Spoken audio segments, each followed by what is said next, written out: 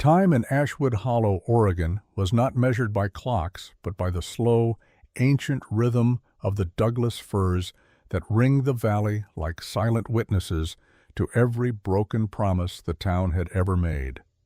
The air here was different, thicker somehow, weighted with the smell of wet bark and the metallic tang of old rain that never quite dried from the streets.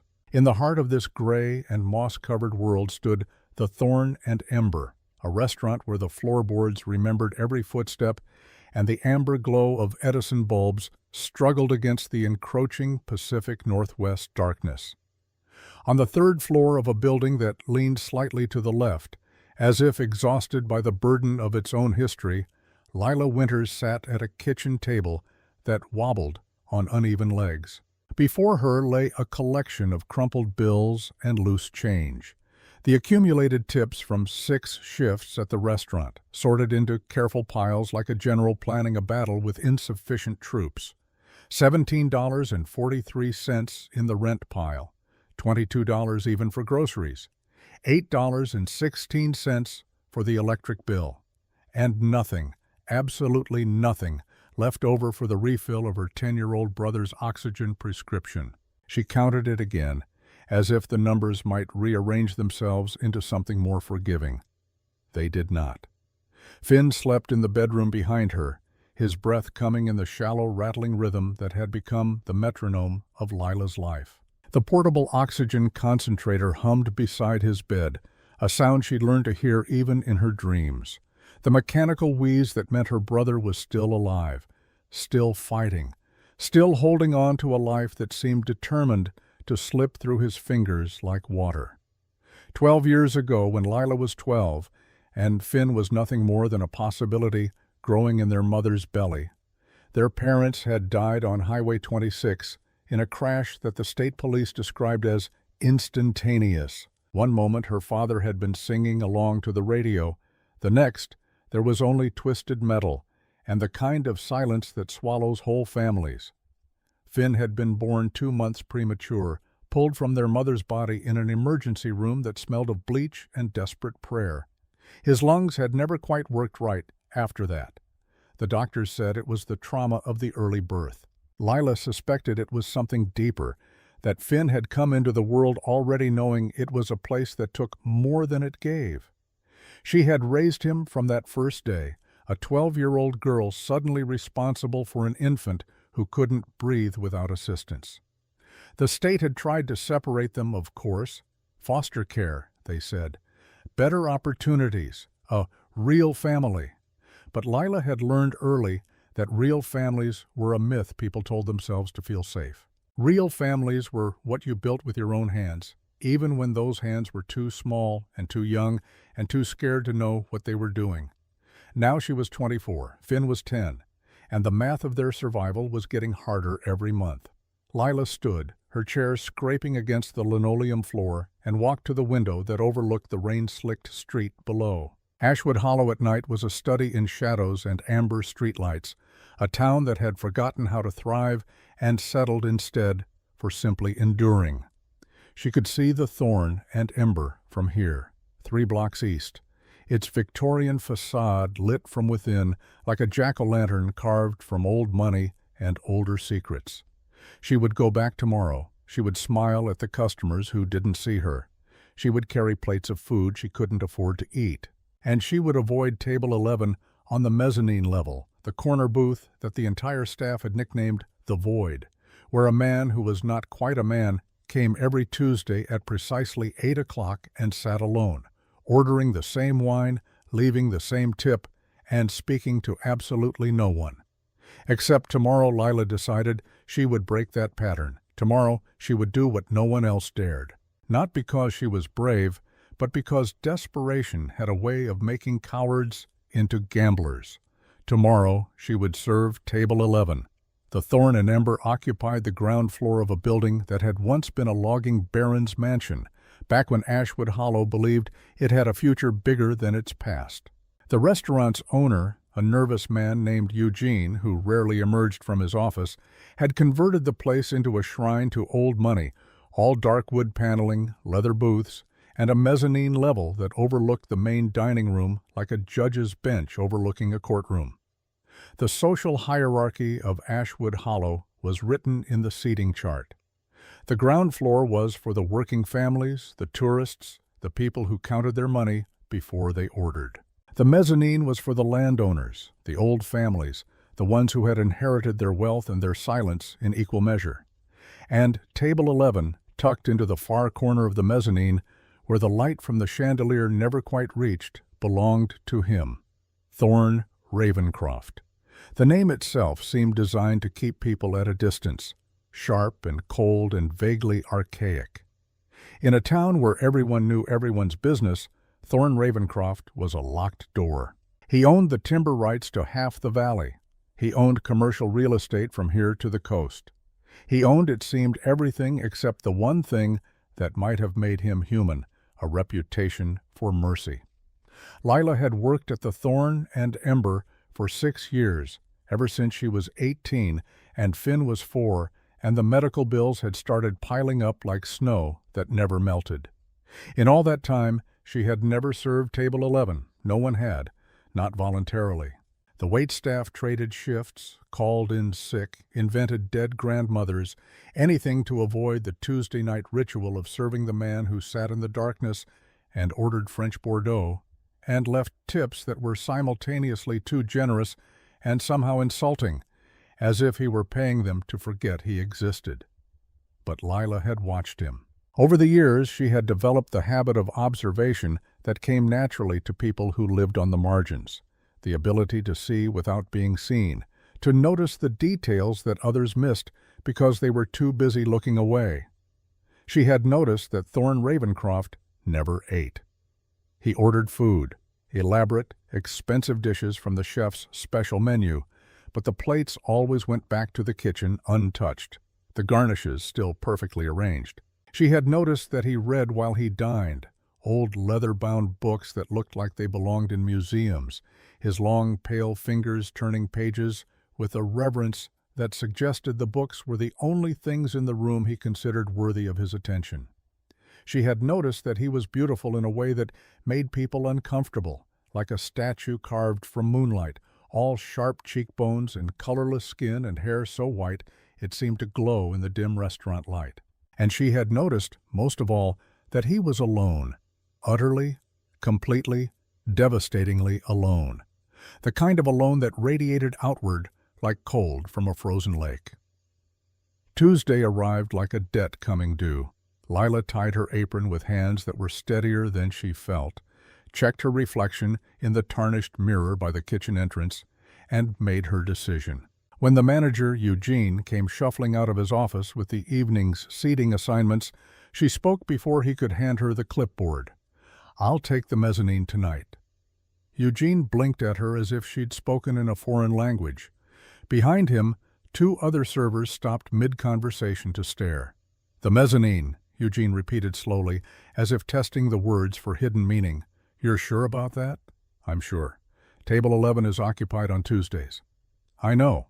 Eugene studied her for a long moment, his expression cycling through confusion, suspicion, and finally a kind of weary resignation. He had learned years ago not to ask questions when someone volunteered for the hardest assignments. Desperation, he had discovered, was its own explanation. "Fine," he said, handing her the leather-bound menu and the wine list. "But don't say I didn't warn you." At precisely 8 o'clock, the heavy oak doors of the Thorn and Ember opened without sound, as if the hinges had been oiled by centuries rather than maintenance. A cold draft swept through the restaurant, extinguishing the candle on table 7 and causing the sommelier to shiver despite his wool vest. The conversations at the ground floor tables didn't stop. They were simply swallowed by a silence that descended like snow, muffling everything beneath its weight. Thorne Ravencroft entered as he always did, a figure of monochromatic perfection that seemed less like a man and more like the memory of one. His hair was that impossible white, cascading past his shoulders like a frozen waterfall. His skin was translucent alabaster, luminous in the amber light, and his eyes, when he lifted them to scan the room, were a pale crystalline blue that seemed to see through flesh and bone to the trembling soul beneath. He wore a suit of charcoal wool, tailored to a precision that suggested either enormous wealth or enormous vanity, and he moved with a stillness that defied physics. There was no wasted motion, no unnecessary gesture. He simply was, and then he was at the foot of the stairs leading to the mezzanine, and then he was ascending, his footsteps making no sound on the carpeted steps. Behind him, two men in dark suits took up positions near the entrance, bodyguards, though what a man like Thorne Ravencroft needed bodyguards for was a question no one dared to ask. They stood with the blank-faced patience of statues, their eyes tracking the room with the mechanical precision of security cameras.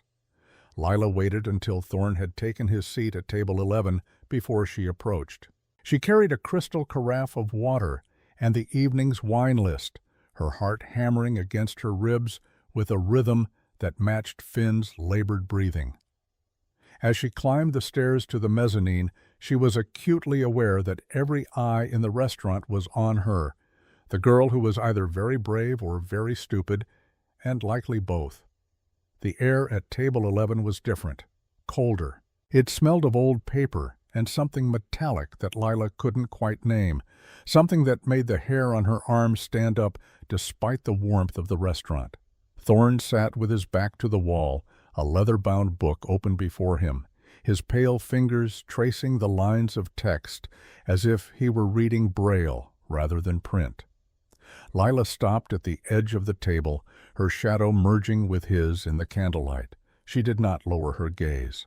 She did not curtsy or bow or perform any of the subtle acts of submission that seemed to radiate from the other servers when they spoke of this table. Instead, she stood straight, the carafe steady in her hand, and spoke in a voice that was quieter than she intended, but firmer than she feared. "Good evening, Mr. Ravencroft. The autumn air is particularly sharp tonight. Would you prefer to start with your usual vintage, or might I suggest something local?" For a moment, Thorne did not move. He continued to read, or perhaps he was simply pretending to read, his eyes fixed on the page before him. Then, slowly, with the deliberate care of a man who had all the time in the world and resented every second of it, he lifted his head. His eyes met hers, and Lila understood in that instant why people avoided this table. It wasn't fear, exactly. It was the sensation of being seen, truly seen, for the first time in your life, and realizing that you had been invisible until that moment. His gaze was not cruel, but it was absolute. It peeled away pretense and polish and left only the raw, honest truth of who you were. "You are new to the mezzanine, Miss Winters," Thorne said, his voice a low, resonant baritone that seemed to vibrate through the floorboards. It was the kind of voice that narrated nightmares and seduced angels. "Most of your colleagues prefer to serve the ground floor. Why is it that you have chosen to venture where others fear to tread?" Lila felt her pulse quicken, but she held his gaze. "Because the ground floor doesn't pay for oxygen treatments, Mr. Ravencroft, and fear is a luxury I can't afford." Something flickered in those pale eyes, amusement perhaps, or surprise. It was gone before Lila could name it.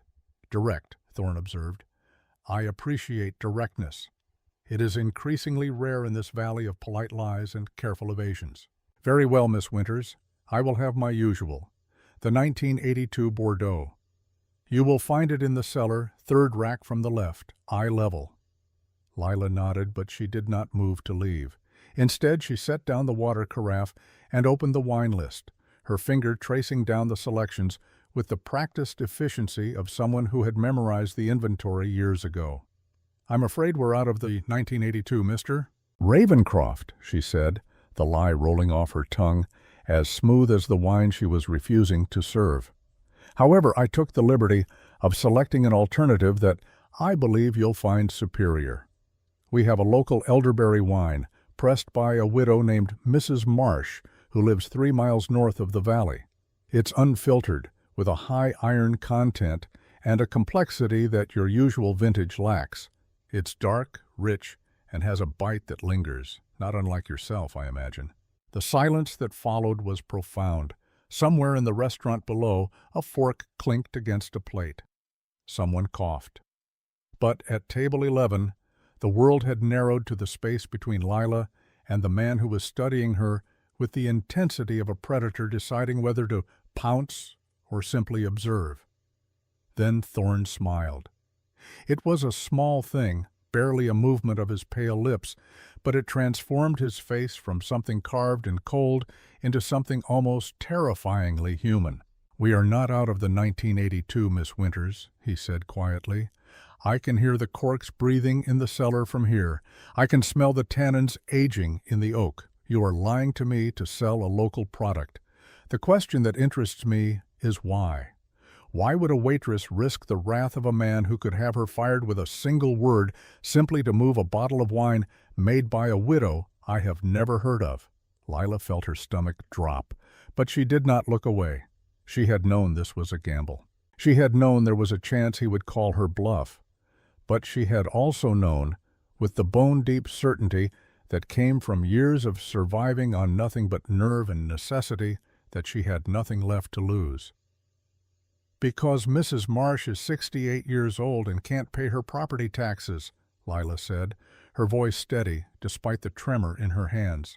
"Because her husband died 7 years ago in an industrial accident that had nothing to do with you, but everything to do with the kind of world that values profit over people. Because she makes wine to survive, and she makes it honestly, and I thought, maybe foolishly, that a man who reads Keats at dinner might appreciate honesty over imported pretension. I'm a liar, Mr. Ravencroft, but Mrs. Marsh isn't. Try the wine. Taste what this valley can produce when it's not trying to impress you." She poured the water into his glass, her hand perfectly steady now, and waited. The entire restaurant seemed to be holding its breath. Thorne leaned back in his chair, his long fingers interlaced on the white linen tablecloth. He studied Lila as one might study a puzzle that had suddenly revealed an unexpected piece. "You are either extraordinarily brave or extraordinarily desperate," he said finally. "Perhaps both. Very well. Bring me this honest wine. But know this, Miss Winters, if it is inferior to what I have tasted for the past 50 years, you will indeed be unemployed by morning. And if it is superior, then you and I will need to have a longer conversation about the nature of truth and commerce. Do we have an accord?" Lila nodded, not trusting her voice, and descended the stairs to the cellar on legs that felt like water. 30 minutes later, she returned with a bottle that had no label, only a handwritten tag tied to the neck with twine. The liquid inside was a deep, almost black purple, thick and viscous in the dim light. She poured it into Thorne's glass with hands that had finally stopped shaking, and watched as he lifted it to his nose, inhaling the bouquet with the concentration of a chemist analyzing a formula. He drank, one sip, then another. His expression remained perfectly neutral, giving away nothing. Then he set the glass down and looked at Lila with those impossible blue eyes. "It tastes like regret and responsibility," he said quietly, "like soil that remembers blood and rain that washes nothing clean. It tastes, Miss Winters, like truth. You have won your wager. I will take the entire case, and I will pay Mrs. Marsh's property taxes for the year." You may tell her that Thorne Ravencroft does not enjoy being lied to, but he respects those who lie for the right reasons. Lila felt something crack open in her chest. Relief, triumph, disbelief, all flooding through her at once. But before she could speak, Thorne raised one pale hand. "However," he continued, "our accord is not yet complete. You sought to teach me a lesson tonight about honesty and local virtue. Allow me to return the favor. Sit down, Miss Winters. You and I are going to have that longer conversation." And because Lila had already gambled everything on this moment, because Finn's oxygen prescription was $23 and she had just earned far more than that in a single bottle of wine, because something in Thorne Ravencroft's voice suggested that this was not a request but a test, she pulled out the chair across from him and sat. Over the next 3 weeks, Tuesday nights became a ritual that Lila both anticipated and dreaded. Thorne would arrive at precisely 8 o'clock. She would serve him, always at table 11, always in the mezzanine. And they would talk. They talked about books, the ones he had read over centuries, and the ones she had devoured in the narrow hours between shifts. They talked about Ashwood Hollow, its history and its slow decay, the way towns died not all at once but in increments, losing pieces of themselves until only the skeleton remained. They talked about loneliness, though neither of them used that word. Instead, they spoke of silence, of rooms that echoed, of conversations that never quite penetrated the walls people built around themselves. Lila learned that Thorne Ravencroft had lived in this valley for longer than the valley had been called by its current name. She learned that he collected first editions and wrote poetry that he never showed anyone. She learned that he had not smiled, truly smiled, in decades, until the night she had lied to him about wine. And Thorne learned that Lila Winters was 24 years old and raising a brother who was dying by inches. He learned that she had dropped out of community college to work full-time. He learned that she read Keats, too, late at night when Finn was sleeping and the oxygen machine hummed its mechanical lullaby. He learned that she was not serving him out of fear or ambition, but out of the simple, brutal mathematics of survival. On the fourth Tuesday, as Lila was clearing his untouched plate of roasted quail, Thorne spoke without looking up from his book. "Your brother, the one who needs oxygen, how long does he have?" Lila's hand stilled on the plate. "The doctors say 6 months, maybe a year if we can afford the surgery. We can't afford the surgery." "What is the surgery?" "Lung transplant. He was born premature. His lungs never developed properly. He's on the transplant list, but without insurance, without the upfront payment—" She trailed off. There was no point in finishing the sentence. The math spoke for itself. Thorne closed his book. For a long moment he simply looked at her, and Lila had the uncanny sensation that he was calculating something, weighing variables in an equation she couldn't see. "I will think on this," he said finally. "You may go." And Lila left the mezzanine with the strange feeling that she had just been measured for something she didn't understand. That night she counted her tips and found an extra $200 tucked into the fold.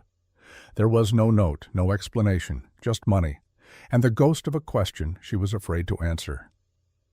The attack came on the 5th Tuesday, without warning and with the sudden violence of a storm breaking over a calm sea. Lila was refilling water glasses at table 7 when the front doors of the Thorne and Ember slammed open and 8 men poured into the restaurant like a flood. They were not diners. They carried tools, wrenches, crowbars, the blunt instruments of working men who had run out of work and run out of patience. At their head was a man Lila recognized from the mill closures, a former foreman named Sullivan Greaves, whose family had lost their land to foreclosure 30 years ago, back when Thorne Ravencroft's name had first appeared on the property deeds of half the valley. Sullivan's face was a roadmap of rage and desperation, all hard lines and bitter angles. He pointed toward the mezzanine with a crowbar that gleamed dully in the amber light. "Ravencroft!" he shouted, his voice cracking with a strain of suppressed fury. "You've bled this valley dry for long enough. You took our land. You took our futures. Tonight, we take back what you stole from our families." The restaurant erupted. Patrons screamed and scrambled for the exits. Tables overturned. Glass shattered. Eugene appeared from his office, took one look at the scene, and promptly fainted behind the bar. Thorne Ravencroft did not move from table 11. He sat perfectly still, his wine glass halfway to his lips, his expression one of profound, ancient weariness. He did not seem surprised. He did not seem afraid. He simply looked at the chaos below him the way a man might look at a stain on his shirt. An inconvenience, but not a disaster. His 2 bodyguards moved with lethal efficiency, intercepting the first wave of intruders with movements too fast for Lila's eyes to track. But Sullivan's men were many, and they were desperate, and desperation made men brave in ways that training could not predict. One of them, a younger man with wild eyes and a tire iron, broke through the line and sprinted for the mezzanine stairs. He took them 3 at a time, his weapon raised. his gaze fixed on Thorne's back with the single-minded intensity of someone who had rehearsed this moment in his mind 1,000 times. Lila saw it unfold as if in slow motion. She saw the man reach the top of the stairs. She saw him raise the tire iron. She saw Thorne, still seated, still calm, still utterly unaware or simply unconcerned with the death approaching from behind. And she moved. She didn't think. Thinking was a luxury, and there was no time. She simply grabbed the nearest heavy object, a cast-iron skillet warming by the service station, and threw herself forward. Her body collided with the attacker just as he brought the tire iron down in a killing arc. The skillet met his temple with a sound like a church bell struck off-key, dull and final. The man crumpled. The tire iron clattered across the floor, and Lila stood over him, breathing hard, her hands still gripping the skillet, her mind slowly catching up to what her body had already done. Thorne turned in his seat. His pale eyes took in the scene, the unconscious attacker, the weapon. The waitress standing in a defensive crouch with a kitchen implement as her only shield. Below, his bodyguards had finished subduing the rest of Sullivan's men. The restaurant was a wreckage of overturned chairs and broken glass, silent now except for the ragged breathing of frightened people and the low moan of the man at Lila's feet. Slowly, with the deliberate grace of a cat, Thorne rose to his full height. He was taller than Lila had realized, his white hair catching the light like a crown of frost. He walked toward her, his footsteps making no sound on the carpet, and stopped just inches away. Gently, with hands that were cold as winter streams, he pried the skillet from her fingers. "You saved my life, Miss Winters," he said, his voice so quiet it was almost a whisper. "That is a debt I do not take lightly." Lila's legs felt like they might give out. I didn't think. You acted without hesitation to protect a man you barely know. A man who, by all accounts, represents everything you should despise. Why? Because Lila struggled to find words for something she didn't fully understand herself. Because my brother needs to breathe more than I need revenge for things that happened before I was born. Because you read Keats. Because you paid Mrs. Marsh's taxes. Because I don't know what you are, Mr. Ravencroft, but tonight you looked like someone who needed saving. Thorne studied her for a long, silent moment. Then he turned to Eugene, who had regained consciousness and was peeking over the bar with the expression of a man watching his own funeral. "You are fired, Miss Winters," Thorne said, loud enough for the entire restaurant to hear. Lila felt her heart stop. "If I see you serving tables in this establishment again," Thorne continued, his voice carrying the weight of absolute authority, "I will burn it to its foundations. You have outgrown this cage." He turned back to her, and for the first time, Lila saw something in his eyes that looked almost like warmth. "You will come to Ravencroft Manor tomorrow morning at 9 o'clock. You will manage my household, oversee my staff, and bring to my home the same honest chaos you brought to my table. In return, your brother will have access to the best physicians in the country. He will have his surgery, and he will have his life. This is not charity, Miss Winters. This is payment for a debt. Do not be late. I am a man who has very little patience for those who waste their potential." He handed her a business card, heavy stock, embossed lettering, an address in the hills above the valley. And then he was gone, sweeping out of the restaurant with his bodyguards in tow, leaving Lila standing in the wreckage with a skillet in one hand and a future she couldn't quite believe in the other. As the police arrived and Eugene stammered through his explanation and Sullivan Greaves was led away in handcuffs still shouting about injustice and blood debts, Lila found a note tucked into her apron pocket. It was written on expensive paper in a hand so elegant it looked like calligraphy. "He's using you like his family used us. They don't change, Miss Winters. They only take. S.G." Lila stood in the empty restaurant, the note heavy in her hand, and wondered if she had just saved a life or sold her own soul. Tomorrow she would know. Tomorrow, at 9 o'clock, she would walk through the gates of Ravencroft Manor and discover whether Thorne Ravencroft was offering her salvation or simply a more elegant cage. Tonight she went home to Finn, who was sleeping peacefully for the first time in weeks, his oxygen machine humming its familiar song. She sat beside his bed and watched him breathe, and thought about debts and choices and the strange, terrible calculus of survival. Outside, the Oregon rain began to fall, washing the streets of Ashwood Hollow clean of everything except the questions that had no easy answers. The road to Ravencroft Manor wound through Douglas fir and western hemlock like a question mark carved into the mountainside. Lila drove her father's old truck, a 1987 Ford that ran more on prayer than gasoline, up the switchbacks as dawn broke over the Cascade foothills. Beside her, wrapped in a blanket despite the morning's relative warmth, Finn sat with the portable oxygen concentrator between his feet, watching the trees pass by with the wide-eyed wonder of a child who rarely left their apartment.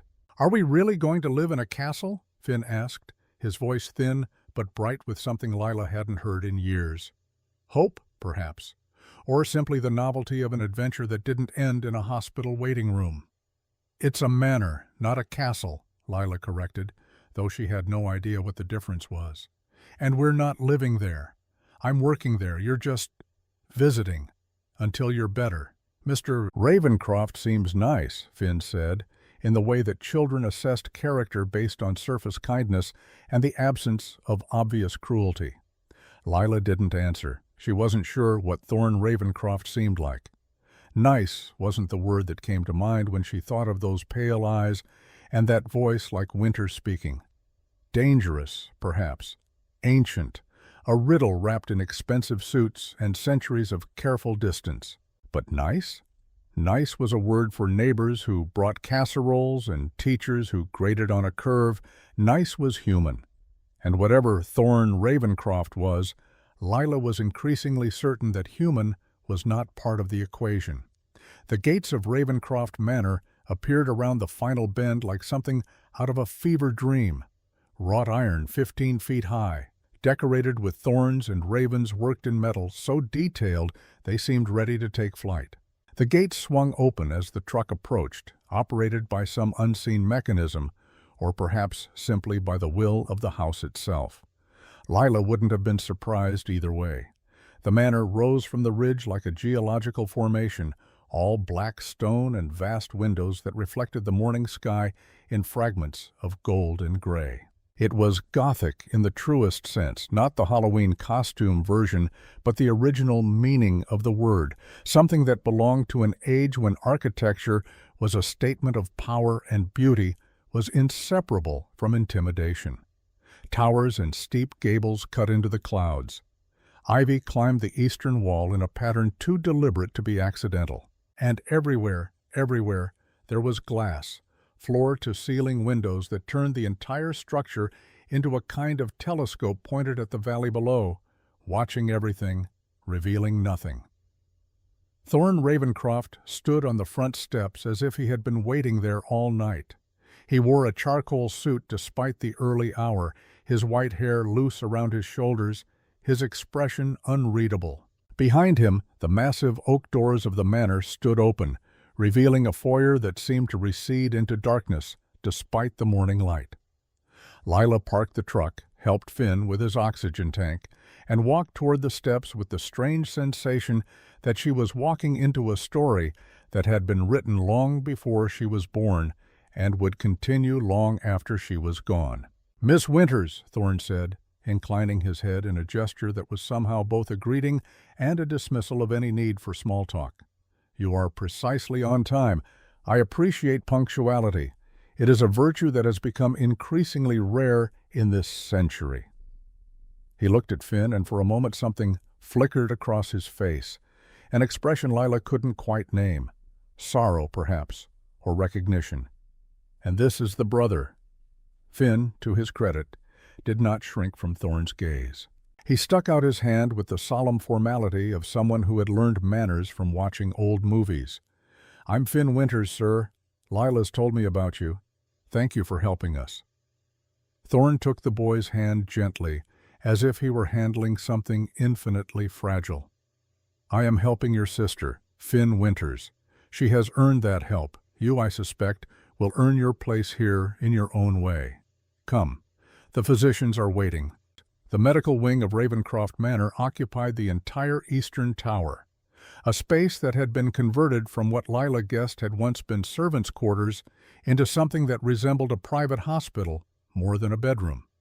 The equipment was state-of-the-art, the kind of machines Lila had only seen in research facility brochures when she'd been desperate enough to dream. 3 doctors in white coats stood waiting, along with 2 nurses, all of them looking professional and vaguely uncomfortable, as if they weren't entirely sure why they were in a mansion in rural Oregon instead of a teaching hospital in Seattle or Portland. The lead physician, a woman in her 50s with steel-gray hair and the calm competence of someone who had seen everything twice, introduced herself as Dr. Marlowe. She shook Lila's hand and then knelt to Finn's eye level. "I'm going to take a look at you, young man," Dr. Marlowe said, her voice warm but no nonsense. "Run some tests, get some pictures of those lungs. It might take a few hours, but I promise you're in good hands. Your sister can stay if you'd like, or—" "She needs to work," Finn interrupted, with a maturity that made Lila's heart ache. "She's the estate manager now. Important job. I'll be okay, Dr. Marlowe. I'm good at being poked and prodded." Lila wanted to argue, to stay, to watch over him, the way she'd watched over him every day for 10 years. But Finn gave her a look that said he understood this was her chance, their chance, and he wasn't going to let her waste it by hovering, and she found herself nodding. "I'll check on you in a couple hours," Lila said, ruffling his hair despite his protest. "Be good." "Always am," Finn replied, grinning in a way that suggested the opposite. Thorn led Lila back through the manor's labyrinthine halls, past rooms filled with furniture, draped in white sheets like ghosts waiting for resurrection. The house was enormous. She had known that from the outside, but inside it seemed to expand according to some non-Euclidean geometry, corridors branching into other corridors, staircases leading to landings that shouldn't exist based on the external architecture. "The manor has 63 rooms," Thorn said, as if reading her thoughts. "Most of them have not been opened in decades. The staff I currently employ, a housekeeper, a groundskeeper, and a cook, are adequate for maintenance, but lack the vision to restore this place to what it once was. That, Miss Winters, is why you are here." He stopped before a door that looked no different from any of the others. Dark wood, brass handle, unremarkable except for the fact that Thorn hesitated before opening it, as if whatever lay beyond required some internal preparation.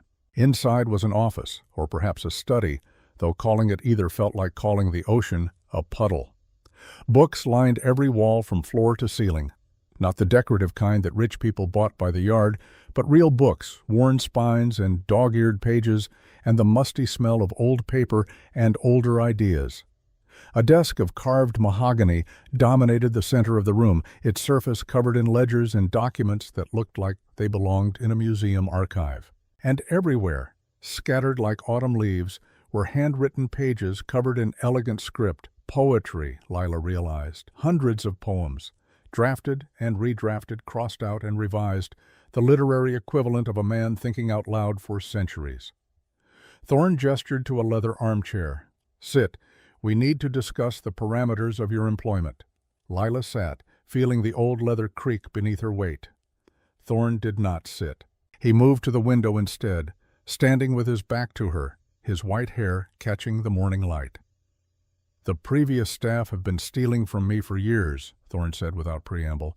"Small items at first, wine from the cellar, books from the library, then larger things, art, furniture. I allowed it to continue because I did not care enough to stop it. This house has been a mausoleum, Miss Winters, a monument to the accumulation of beautiful things that no one sees and no one enjoys. I want you to change that." He turned to face her, and there was something in his expression that Lila had not seen before. Vulnerability, perhaps, or exhaustion that ran deeper than any one lifetime. "Fire them," Thorn continued. "Fire anyone who treats this place as their personal treasure chest. Hire people from the valley, people who need work and will do it honestly. Open the curtains. Let light into these rooms, catalog the library, organize the art collection, make this place breathe again. You will have access to whatever funds you need. You will have complete authority over the household, and in return, I ask only one thing, that you do not treat me like a ghost in my own home." Lila studied him for a long moment. "What am I supposed to treat you like?" "A man who forgot how to live and is trying to remember." The transformation of Ravencroft Manor began the next day and proceeded with the organized fury of a military campaign. Lila fired the housekeeper, a thin-lipped woman named Mrs. Caldwell, who had been stealing first-edition books and selling them to collectors in Portland, and replaced her with 3 women from Ashwood Hollow who had lost their jobs when the mill closed. She fired the groundskeeper, who had been running an illegal marijuana operation in the greenhouse, and hired a former landscaper whose arthritis had forced him into early retirement, but whose knowledge of Pacific Northwest flora was encyclopedic. The cook, mercifully, was honest, a nervous man in his 60s who admitted he'd been serving the same 5 meals in rotation for 3 years because Mr. Ravencroft never ate them anyway. Lila kept him on and gave him a budget to actually stock the kitchen, though the mystery of Thorne's non-eating remained unsolved and, for now, unasked. She threw open every curtain in the manor, flooding the rooms with light that revealed the full extent of the neglect. Dust lay thick as snow on priceless furniture. Paintings hung crooked on walls. The library was in chaos, books shelved randomly or not shelved at all, stacked in piles that threatened to topple at any moment. Lila hired more help, a recently widowed librarian to organize the books, a young artist to catalog and restore the paintings, a contractor to repair the water damage in the West Wing. Within a week, Ravencroft Manor went from a tomb to a construction site, filled with the sounds of hammers and laughter and the rustle of dust sheets being pulled away from furniture that hadn't seen daylight in half a century. Thorne watched it all from the margins. He would appear in doorways, silent as a shadow, observing the controlled chaos with an expression that cycled through bemusement, discomfort, and something that might have been pleasure if he'd remembered how to feel it. He never interfered. He never criticized. He simply watched Lila work with the fascination of a man witnessing a miracle he'd stopped believing in. On the 3rd week, as Lila was arguing with the contractor about whether the West Wing needed new plumbing or just better maintenance, Thorne materialized at her elbow. "You are turning my home into a factory," he observed, though his tone suggested he wasn't entirely displeased. "I'm turning your mausoleum into a home," Lila corrected, not looking up from her clipboard. "There's a difference." "Is there? A factory makes things. A home makes life possible. You hired me to make this place breathe. Breathing is messy, Mr. Ravencroft. Get used to it." For the first time since she'd met him, Thorne laughed. It was a small sound, barely more than an exhale, but it was real.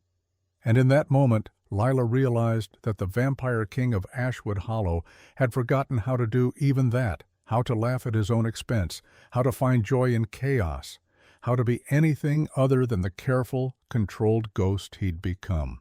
"You are terrifying, Miss Winters," Thorne said, but he was almost smiling. "Good," Lila replied.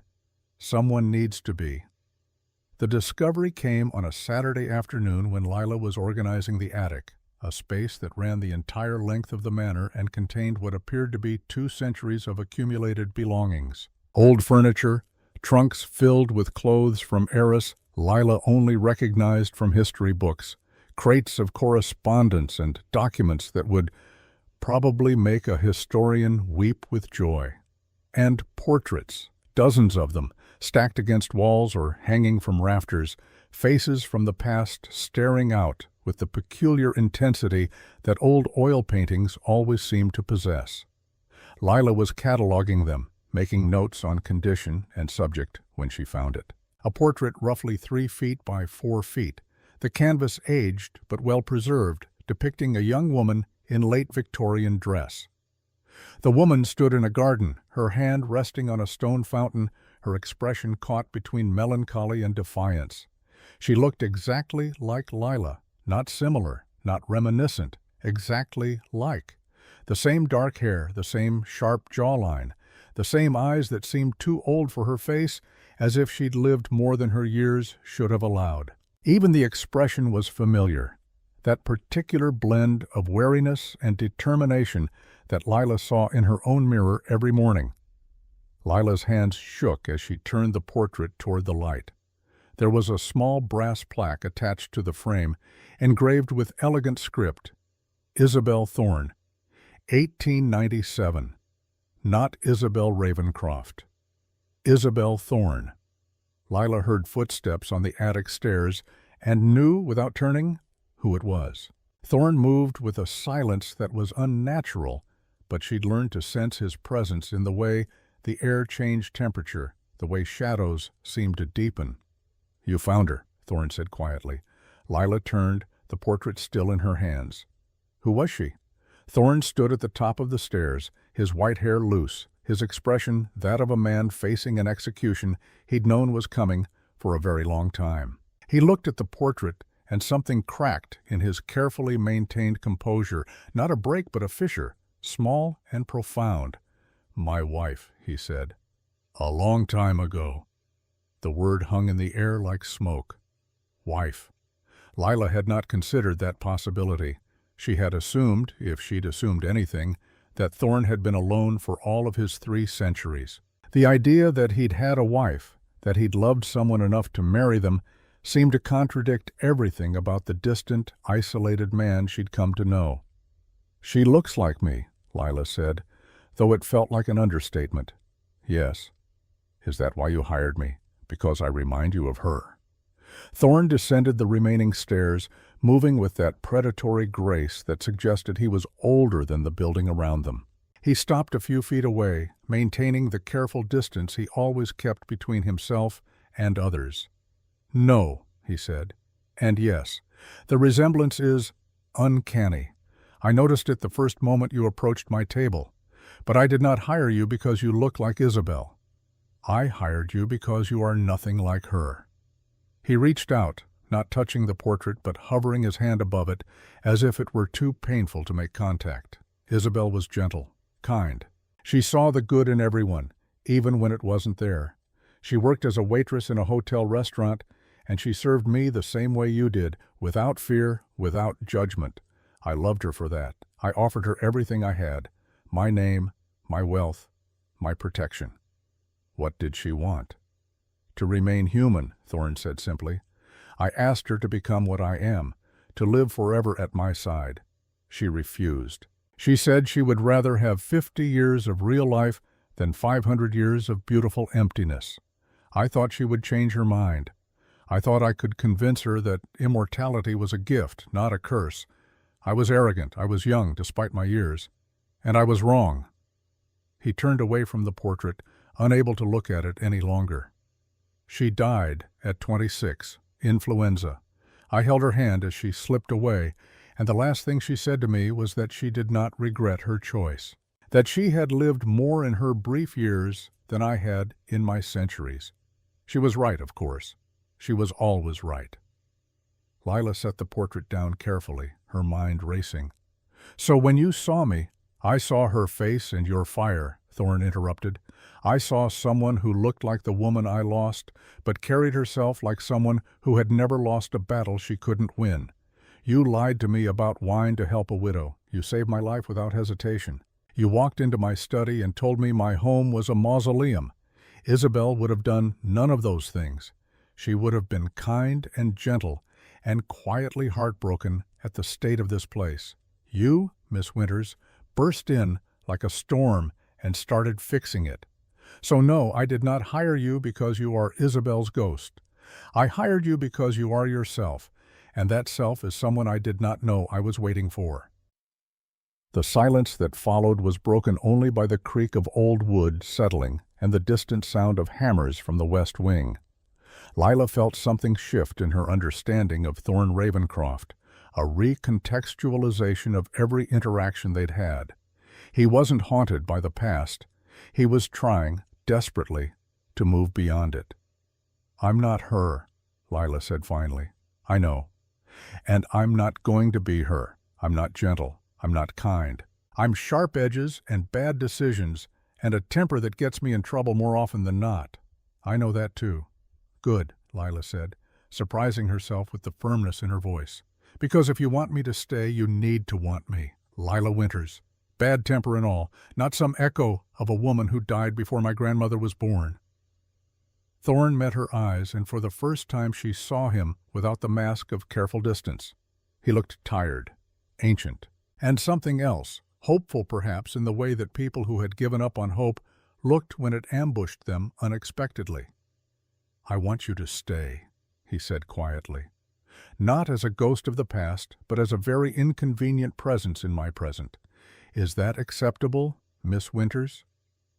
Lila found herself smiling despite the weight of the conversation. It's a start, Mr. Ravencroft. Now help me carry these portraits downstairs. If we're going to make this place breathe, we need to hang art that people can actually see.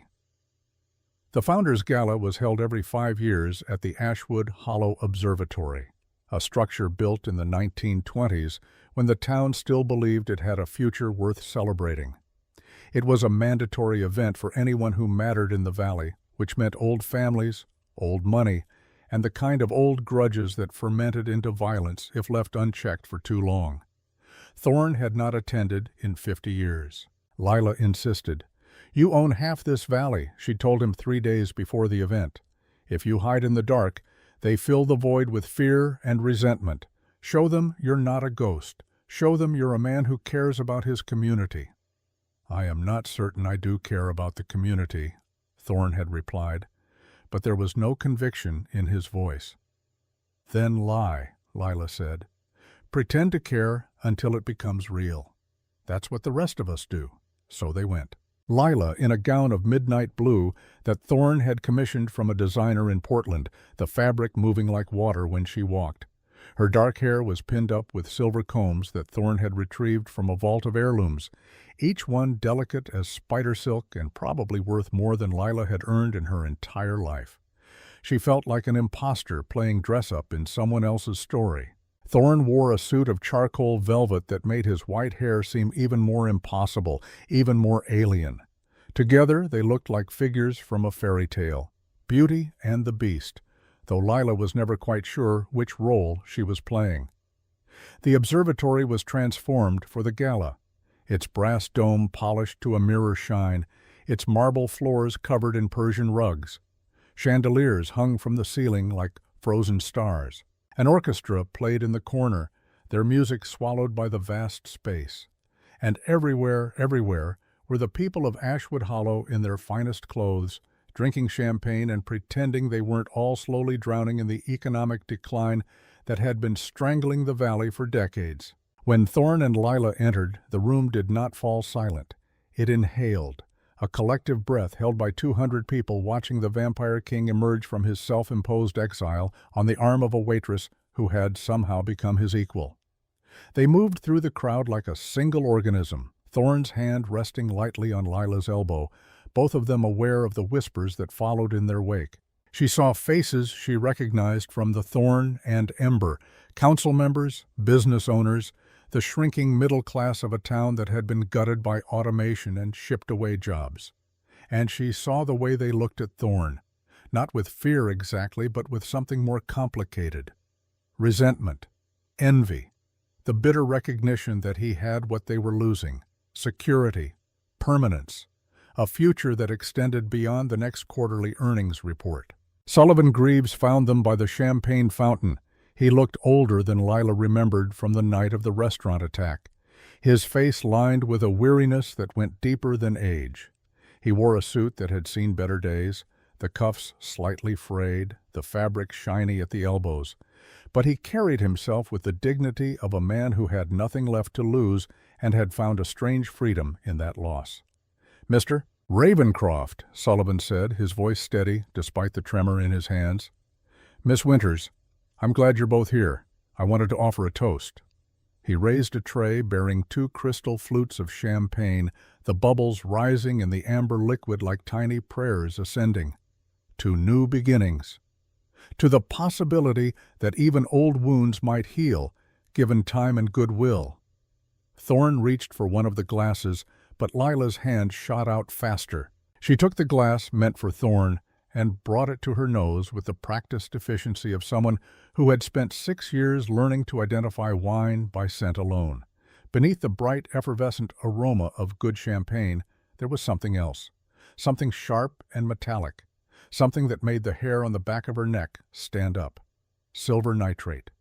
She'd read about it in her desperate late-night research into Thorne's nature, harmless to humans, agonizing to his kind, a slow poison that would leave him paralyzed and vulnerable for hours.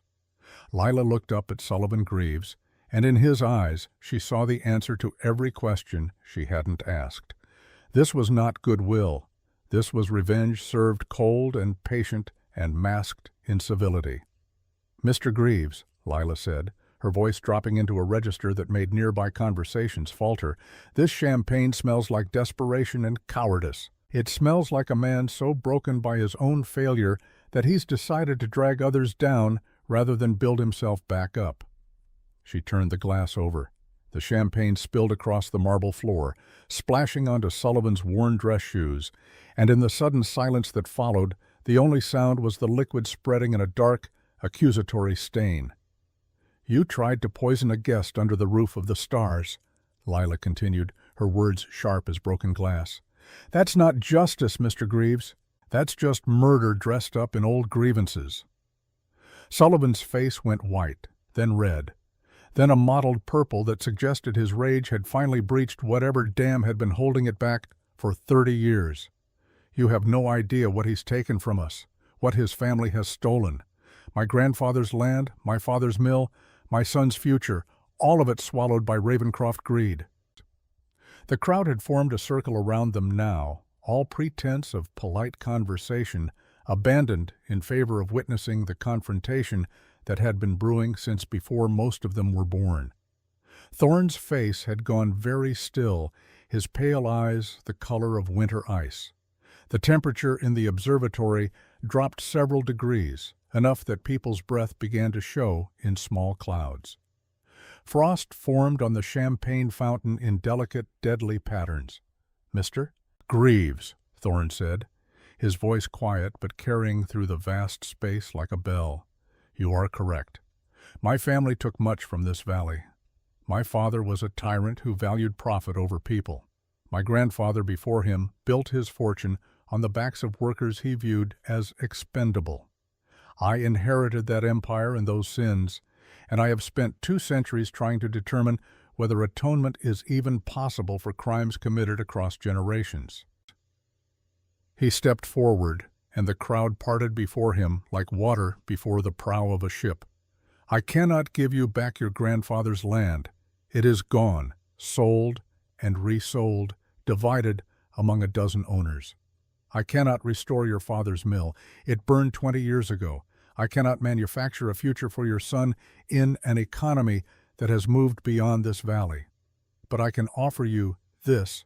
Thorne pulled a folded document from his jacket pocket and held it out to Sullivan. 500 acres on the North Ridge, timber rights, mineral rights, water rights. Deed transferred to your name, no strings attached. It will not erase the past, but it is a gesture toward a different future." Sullivan stared at the document as if it were a snake. "You think you can buy forgiveness?" "No," Thorne said simply. "I think I can offer restitution. What you do with it is your choice." For a long moment, Sullivan Greaves stood frozen, caught between the rage that had sustained him for decades and the possibility of something else, release perhaps, or simply exhaustion. Then his face twisted into something ugly and final. "I don't want your charity," he spat. "I want your empire to fall. I want you to know what it feels like to lose everything." He turned and pushed through the crowd, his departure leaving a wake of shocked whispers and uncomfortable glances. Thorne watched him go with an expression of profound weariness, and Lila realized with a start that this was not the first time he'd tried to make amends. This was simply the latest in a long series of rejected olive branches, each one adding to the weight he carried. The orchestra resumed playing, tentatively at first, Then, with more confidence, as the crowd slowly released its collective breath and returned to the pretense of normalcy. But Lila saw the security guards moving, saw the way they followed Sullivan's exit with professional concern. She took Thorne's arm. "We should go. The evening is not yet—" "We should go," Lila repeated more firmly. "Something's wrong." They found the note on the windshield of Thorne's car. Black ink on white paper, held in place by a wiper blade. The handwriting was shaky, either from emotion or from haste. "I have the boy, midnight, old sawmill ruins on Ridge Road. Come alone, Ravencroft. Come alone or he dies. Your empire for his life. Fair trade. S.G." Lila felt the world tilt beneath her feet. The paper crumpled in her fist as she tried to breathe through the sudden, crushing panic. Finn. He had Finn. Thorne's hand closed around her shoulder, steadying her. His touch was cold, always cold, but in that moment it was the only thing keeping her upright. "We go together," Thorne said, his voice containing a fury that made the earlier frost seem warm by comparison. "We get him back, and Sullivan Greaves will learn that some debts are paid in ways he did not anticipate." Lila looked up at the man beside her. The vampire king who read poetry and paid widows' taxes and had been trying for 200 years to atone for sins that were not entirely his own. And she saw in his pale eyes something she'd only glimpsed before, but now recognized fully. Not a monster, not a ghost, just a man who had lived too long and loved too rarely, and who was finally, terrifyingly invested in the present. "Then we go now," Lila said, her voice steady despite the terror clawing at her chest. "And God help Sullivan Greaves if he's hurt my brother." They drove into the night, toward the ruins of the old sawmill and the confrontation that had been building since the moment Lila had lied about wine and changed both their futures. The ruins of the Ashwood Hollow sawmill rose from the ridge like the ribcage of some great beast that had died and been left to rot in the Oregon rain. Steel beams bent at impossible angles. Corrugated metal walls hung in sheets, rattling in the wind. The main structure had burned in 2004, taking with it the last of the valley's industrial hope, leaving behind only concrete foundations and the skeletal remains of machinery too expensive to salvage and too worthless to steal. It was a monument to failure, a perfect place for desperate men to make their final stand. Thorne's car, a black Mercedes that seemed anachronistic against the rural poverty of the valley, climbed the access road with its headlights cutting through the darkness like surgical instruments. Lila sat in the passenger seat, her hands clenched so tightly in her lap that her knuckles had gone white.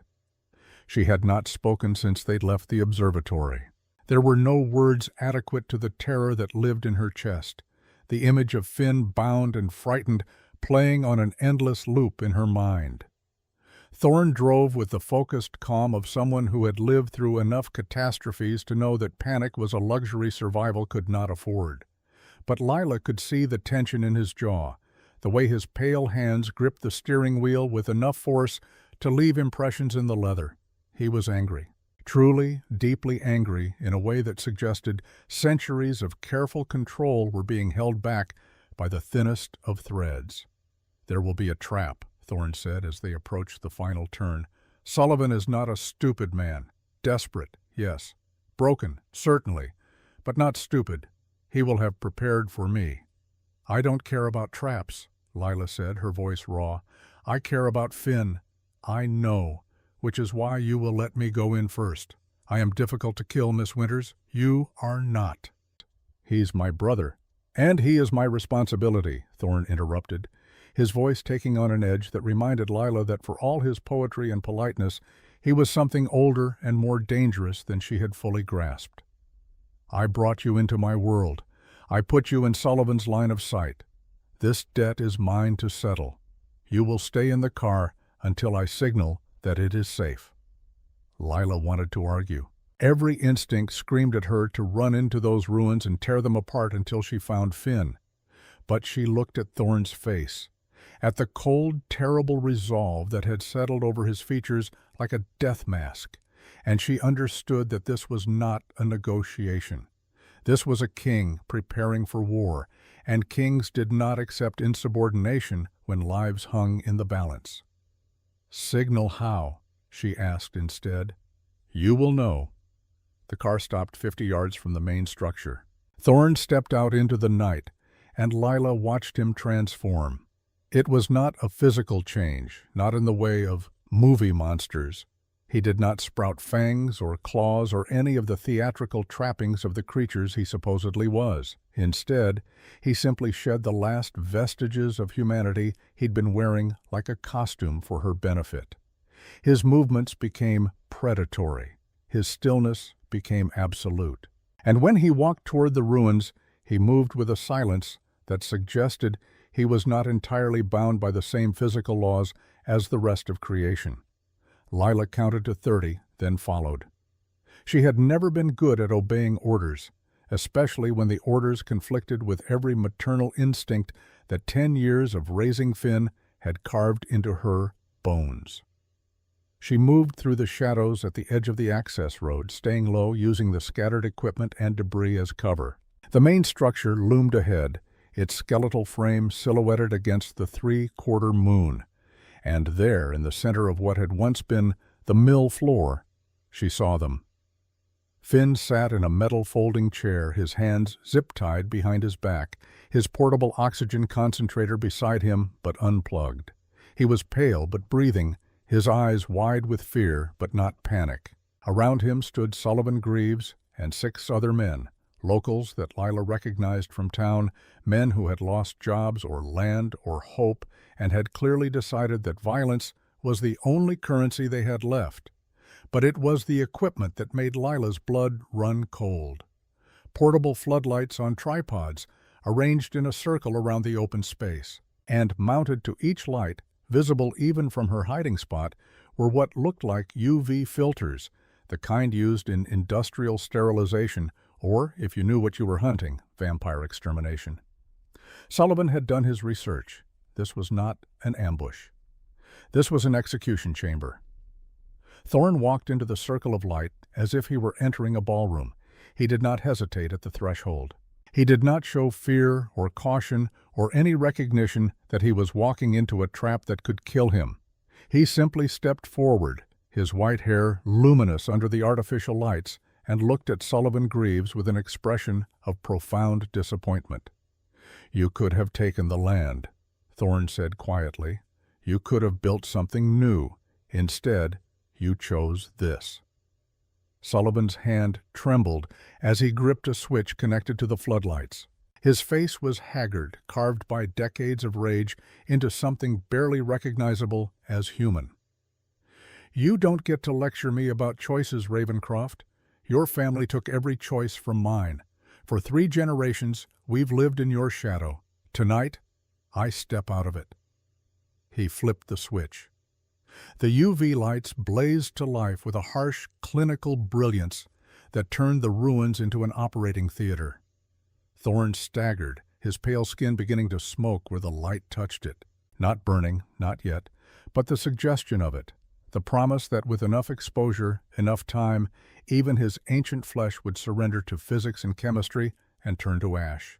He dropped to one knee, his jaw clenched against what must have been excruciating pain.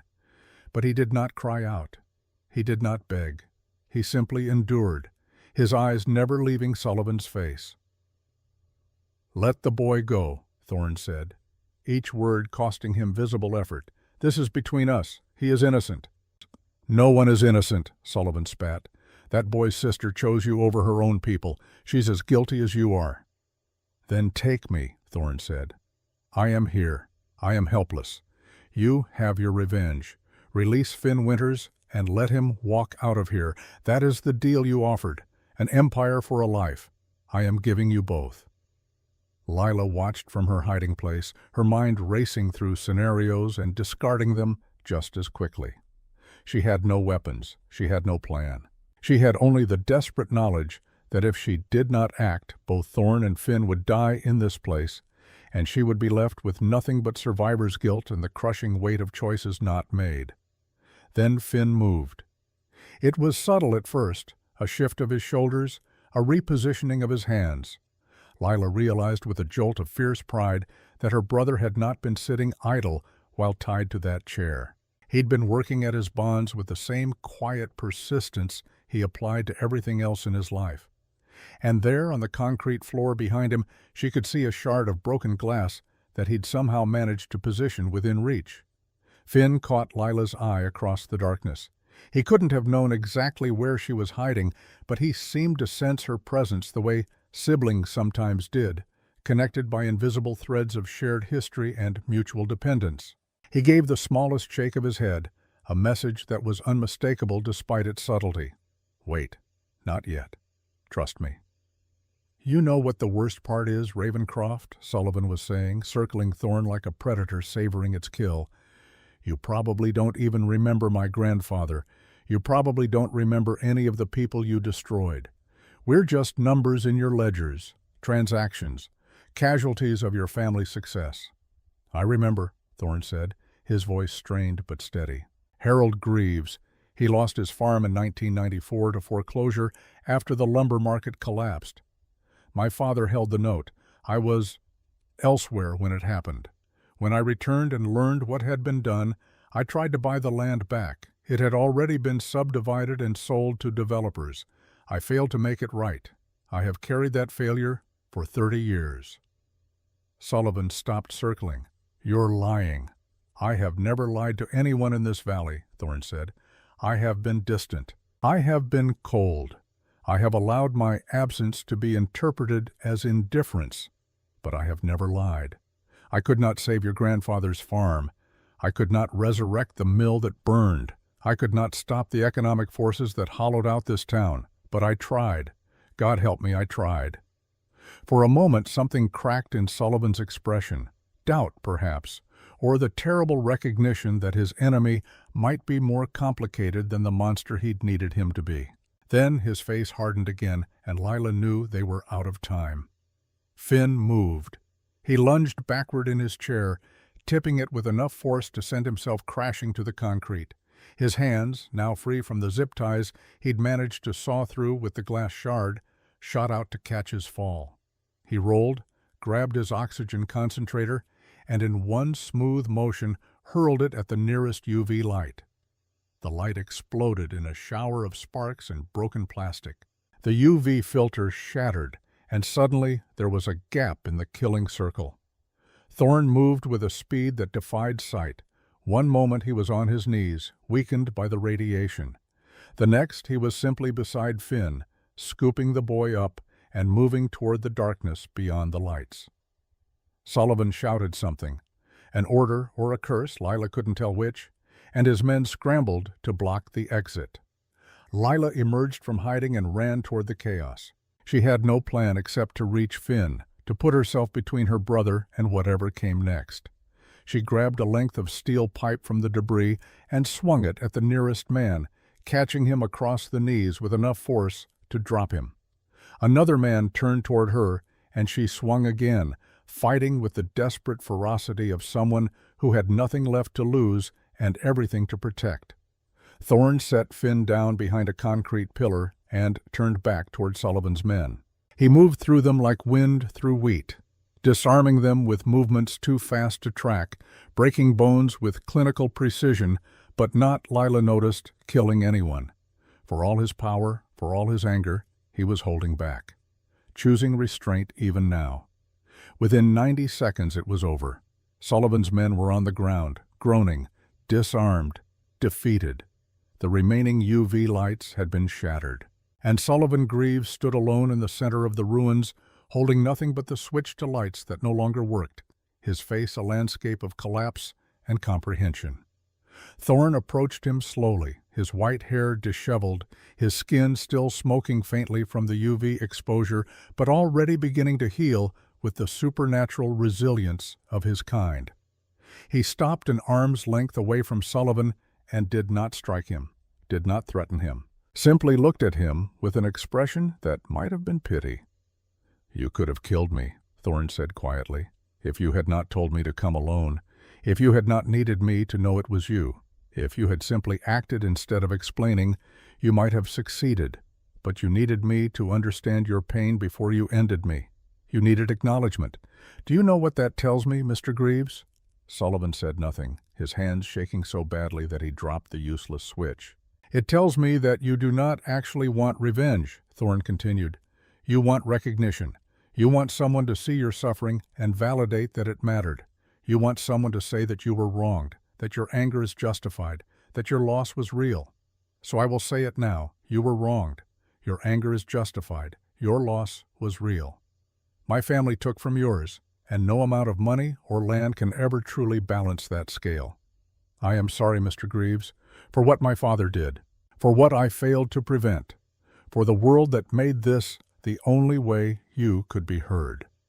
Sullivan Greaves collapsed. Not physically, he remained standing, but something inside him simply gave way.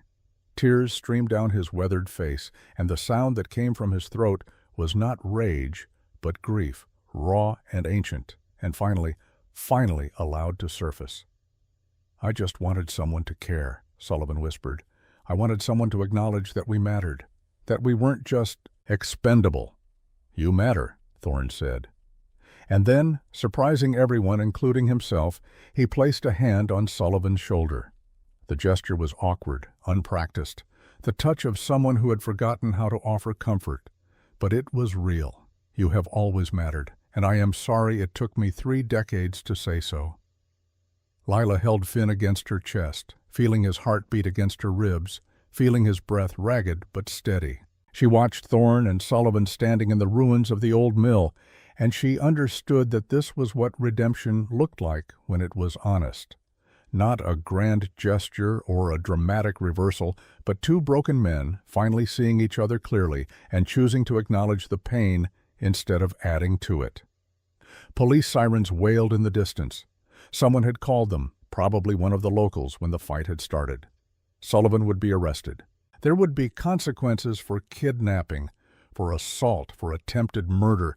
But as Thorne spoke quietly with him, Lila suspected there would also be lawyers, bail, and eventually some kind of resolution that looked less like justice and more like exhaustion.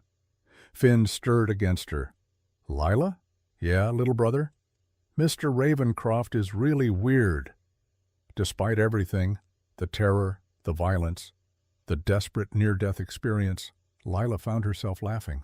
It was a slightly hysterical sound, edged with relief and shock, but it was real. "Yeah," she agreed, "he really is."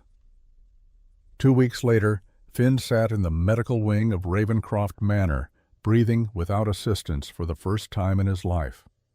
Dr. Marlowe had performed the surgery with a precision that bordered on the miraculous, and the transplanted lung had taken to his body as if it had always belonged there. He was still weak, still recovering, but the monitors beside his bed showed steady rhythms and strong oxygen saturation, and when he slept quietly.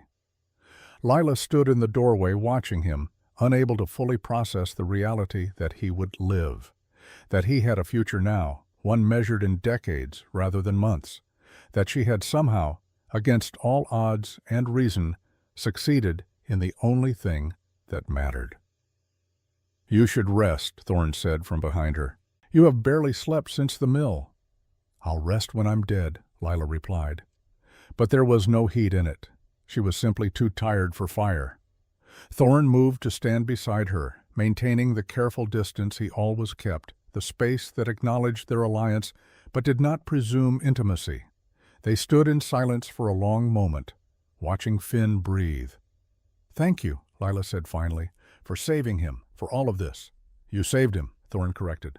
"I simply provided resources. You provided everything else." "We both saved him," Lila compromised. Then, because the question had been building in her for weeks, and she was too exhausted to filter anymore, she asked, "What are you exactly? I know what the rumors say, what the books claim, but what are you really?" Thorne was quiet for so long that Lila thought he might not answer. Then he said, "Old. That is the truest answer I can give. I am old, and I am tired, and I have seen enough of the world to know that most of what we believe about good and evil is simply storytelling we use to make sense of chaos." "That's not an answer." "It is the only answer I have." He turned to look at her, and in the low light of the medical wing, his eyes seemed almost human. Almost. But if you're asking whether I am what the folklore claims, yes, I am that thing. I consume life to sustain my own. I do not age. I cannot die by any means you or I could arrange. And I have walked this earth for 300 years, watching everyone I have ever cared about crumble to dust while I remain. Does that satisfy your curiosity? Not really, Lila admitted. Mostly it just raises more questions. Something that might have been a smile flickered across Thorne's pale features. You are remarkably difficult to horrify, Miss Winters. I've been scared of more ordinary things, Lila said. Late rent, overdue medical bills, the possibility that Finn wouldn't wake up one morning. Compared to that, Immortal Vampire King is actually kind of boring. This time Thorne did smile, and it transformed his face into something younger, lighter, as if acknowledging the absurdity had lifted some ancient burden. They walked through the manor's gardens as the sun set over the valley, painting the sky in shades of amber and rose. Thorne moved through the shadows, avoiding the direct light out of habit or necessity. Lila walked beside him, her hands in her pockets, her mind turning over the question she'd been avoiding since the night at the mill. "Can you make others like you?" she asked. "Is that possible?" Thorne stopped walking. "Yes." "How does it work?" "Why are you asking, Miss Winters?" Lila forced herself to meet his eyes. "Because Finn is going to live now. He's going to grow up, go to college, have a life. And I'm going to grow old watching him. I'm going to get gray hair and weak knees and all the other indignities of aging, and eventually I'm going to die. And you're going to still be here exactly as you are now, watching it happen." "Yes," Thorne said simply. "So I'm asking, could you make me like you? Could we have forever instead of just this?" The silence that followed was profound. A bird called somewhere in the trees. Water trickled in the stone fountain, and Thorne Ravencroft, who had lived for 3 centuries and had loved exactly one mortal woman who had refused his offer of immortality, looked at Lila Winters with an expression of such deep sorrow that she almost took the question back. "I could," he said finally. "The process is painful, but not complicated. I would need to drain you nearly to death, then give you my blood. You would die, fully and completely, and then you would wake 3 days later as something new. Something that still looks like you, but is fundamentally changed." "Changed how?" "You would be stronger, faster. You would heal from injuries that would kill a human. You would not age. You would not sicken. But you would also lose things." He paused, choosing his words with visible care. "Human emotions fade over time for my kind, not immediately, not all at once. But slowly, over decades and centuries, the capacity to feel deeply diminishes. Love becomes nostalgia, joy becomes habit, sorrow becomes observation. You would remember loving Finn, but you would not be able to access the feeling itself. You would become what I was before you arrived, a thing that looks human, but has forgotten what humanity feels like." Lila felt her throat tighten. "How long does it take? The fading? It varies. Some of my kind lose their humanity within decades. Others hold on for centuries. But it is inevitable. We are not meant to feel forever, Miss Winters. The human heart is designed for 70 or 80 years of intensity. Stretch that across 300, and it becomes a thread too thin to hold weight. So if I said yes, if I chose immortality with you, eventually I would forget why I loved you in the first place. Eventually, you would forget how to love at all." Lila looked out over the valley, at the town of Ashwood Hollow glowing in the dusk, at the lives being lived in those small houses and struggling businesses. Lives that were brief and difficult and so achingly, impossibly precious because they ended. "Isabel said no," Lila said quietly. "Isabel said no," Thorne confirmed. "She told me she would rather have 50 years of real love than 500 years of beautiful emptiness. I thought she was foolish. I thought she was choosing death over paradise. I was young enough, despite my years, to believe that forever was the greatest gift I could offer. And I was wrong. When did you realize you were wrong? The moment she died, Thorne said simply, when I held her hand and felt her slip away, and realized that her brief life had contained more genuine feeling than all my centuries. She had loved fiercely because she knew it would end. She had lived fully because she understood that time was finite. I have existed for 300 years, Miss Winters, but Isabel lived more in her 26 years than I have in all my accumulated time. Lila turned to face him fully. I'm not Isabel. I know. But I'm going to give you the same answer she did. Lila felt tears sting her eyes, but her voice remained steady. I don't want forever, if it means forgetting why I'm fighting for it. I want 50 years of loving you and Finn and this weird life we've built. I want to age and get wrinkles and eventually die knowing that every year mattered because there weren't infinite replacements waiting. I want to be human, Thorne, messy and mortal and real. Thorne closed his eyes, and for a moment he looked every one of his 300 years. When he opened them again, there were tears on his pale cheeks, the first Lila had ever seen from him. You are breaking my heart, he whispered, just as she did. Good, Lila said, and she meant it. Hearts that don't break don't know how to feel. You told me that yourself. You just forgot it somewhere along the way. She stepped forward and took his cold hand in her warm one. I can't give you forever, but I can give you now. Today, tomorrow, and however many years I have left. Is that enough? Thorne looked at their joined hands, cold and warm, ancient and young, immortal and mortal. And he thought about Isabel, who had made the same choice and had died believing it was the right one. And he thought about the long, empty centuries he had spent telling himself that she had been wrong, that he had been right, that immortality was worth any price. And for the first time in 300 years, he allowed himself to believe that maybe, just maybe, she had understood something he had spent lifetimes failing to learn. It is enough, he said. It is more than enough. It is everything. They were married 1 year later on the stone terrace of Ravencroft Manor, as the sun rose over the valley and painted the world in shades of gold. Finn, at 11 years old and healthy enough to run without gasping, served as ring-bearer. Dr. Marlowe attended, along with the staff Lila had hired.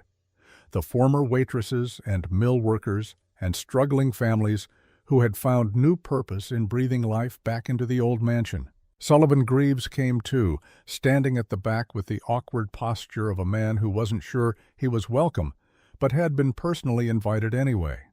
He had served 6 months for kidnapping, with Thorne's lawyers arguing for leniency and Thorne himself testifying that he did not want vengeance, only resolution. The 500 acres had been deeded to Sullivan's name while he was in prison.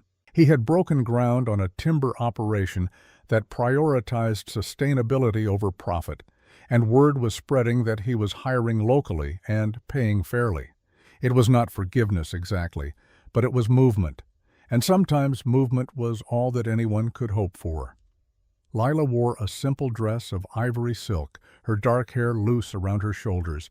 Thorne wore a suit of white linen that made his hair seem even more impossible.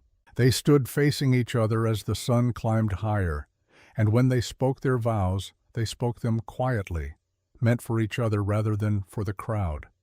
I cannot promise you forever, Thorne said, because forever is not mine to give, but I can promise that for however many days you walk this earth, you will never walk them alone. I will stand beside you in sun and shadow. I will remember what it means to live rather than simply exist. And when you leave me as you must, I will not return to the darkness. That is my vow. Lila's voice shook slightly, but she held his gaze. I cannot promise I won't grow old and gray and eventually leave you alone. But I can promise that every year I have will be spent teaching you what Isabel tried to teach you, that life is not measured in years, but in moments that take your breath away. I promise to keep breathing life into this place and into you for as long as I can. That is my vow. The ring Thorne slipped onto her finger was simple, a band of white gold set with a single moonstone that caught the light and held it like a promise. The ring Lila slipped onto his finger was equally simple. White gold, no stone, just the metal against his pale skin like a brand claiming him for the mortal world. They kissed as the sun cleared the mountains, and the applause that followed was small but genuine, the sound of people who had witnessed something real and fragile, and therefore infinitely precious. The epilogue of their story unfolded in increments, measured not by the ticking of clocks, but by the slow, inexorable march of mortal time against immortal patience. 15 years later, Lila was 39. Fine lines had begun to appear at the corners of her eyes. Laugh lines, Thorne called them, tracing them with his cold fingers as if they were sacred text. Finn was 25, in his final year of medical school at Oregon Health and Science University, already accepted into a pediatric pulmonology residency program. He wanted to save other children like himself, he said. Give them the gift that Thorne and Lila had given him. Thorne remained unchanged, exactly as he had been the night Lila first served him wine. But he carried himself differently now, less like a ghost haunting his own life, and more like a man who had found his way back to something resembling peace. 25 years later, Lila was 49. Her hair had gone gray at the temples, and she wore reading glasses when reviewing the manor's accounts. Finn, now 35 and an established pulmonologist, married a respiratory therapist named Clara, and their wedding was held in the same spot where Lila and Thorne had spoken their vows. Thorne stood as Finn's best man, a role that would have seemed impossible a quarter-century earlier, and gave a speech about the strange mathematics of family, how it was built not by blood, but by choice, not by time, but by commitment. Lila watched from the front row, Thorne's cold hand in her warm one, and thought about how quickly 25 years had passed, how few they seemed now that they were behind her rather than ahead. 40 years later, Lila was 64. Her hair was white now, her movements slower, her body carrying the accumulated weight of a life well lived. Finn practiced medicine in Portland, his own children grown, his grandchildren beginning to appear. He visited the manor often, bringing his family, filling the old halls with noise and life and the chaos that had always been Lila's gift to Thorne's carefully ordered world. Ravencroft Manor had become something new under their stewardship, part historical archive, part environmental research center, part community hub for a valley that had slowly, painfully, begun to rebuild itself from the ashes of its industrial collapse. Thorne had transferred ownership to a trust, ensuring that the manor would serve the valley long after both he and Lila were gone. It was December when Lila fell. A stupid accident, ice on the terrace, a momentary loss of balance, a hip that fractured like old china. The surgery went well, Dr. Marlowe's protege said, but at 64, recovery was not what it had been. Lila developed pneumonia in the hospital. Her lungs, never as strong as they should have been from years of stress and struggle, could not fight it off. Finn sat on one side of her hospital bed, Thorne sat on the other, and between them, Lila lay with oxygen tubes in her nose and monitors beeping their mechanical lullaby, the same sound she'd listened to for 10 years while raising Finn, now marking the rhythm of her own ending. "Was it worth it?" Lila asked Thorne one evening when Finn had gone to get coffee. Her voice was weak, each word costing her effort. "Watching me age? Knowing this was always how it would end?" Thorne took her hand, her old wrinkled, liver-spotted hand, and held it with the same gentleness he'd used on their wedding day. "Every single second. You were right, Lila. The candle burns brighter because it's brief. You have lived more in your 64 years than I have in my 300, and I am grateful for every moment I was allowed to stand in your light." "Promise me something," Lila whispered. "Anything. Don't go back to the shadows. Don't close the curtains and lock the doors and turn the manor back into a tomb. Stay human, Thorne, or as close to it as you can manage, for me." Thorne's tears fell onto their joined hands, and he nodded because speaking would have required a voice he no longer possessed. "And find someone else," Lila continued, her eyes drifting closed. "Not a replacement. I know I'm irreplaceable."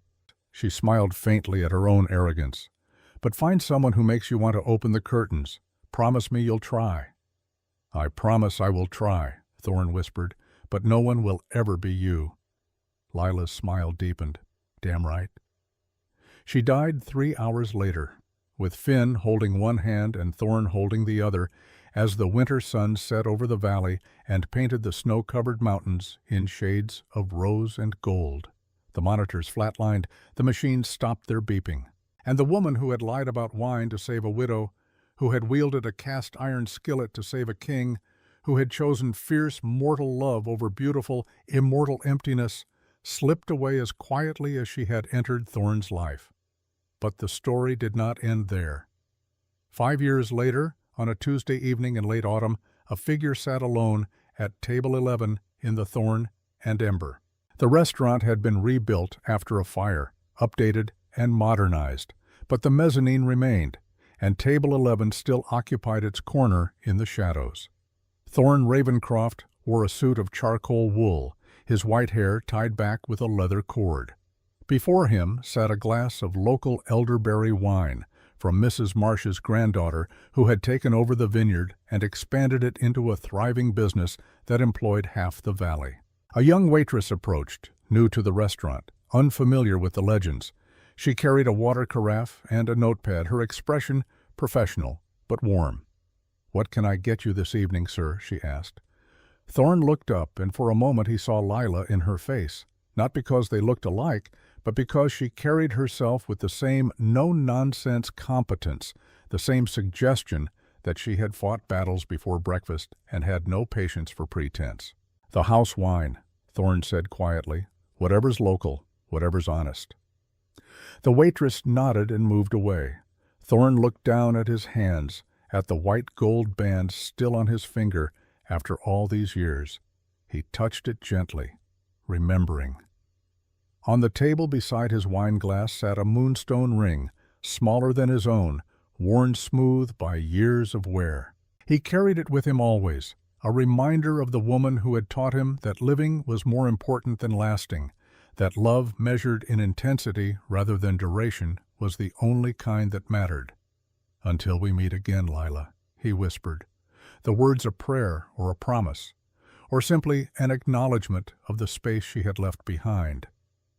Outside, the Oregon rain began to fall, washing the streets of Ashwood Hollow clean. Inside, in a restaurant where the social hierarchy was mapped by seating charts and the powerful still retreated to the mezzanine, a vampire who had lived for 300 years sipped honest wine and remembered what it felt like to be alive. The candle had burned out, but the light remained, and time in Ashwood Hollow was measured not by the ticking of clocks, but by the people who made you remember why you're alive, even after they're gone.